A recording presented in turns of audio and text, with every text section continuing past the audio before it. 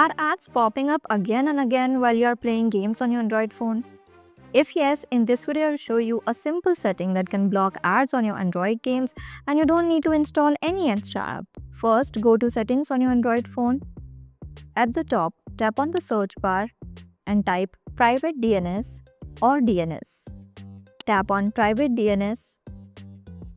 Now select the option that says private DNS provider hostname or custom DNS or configure private DNS.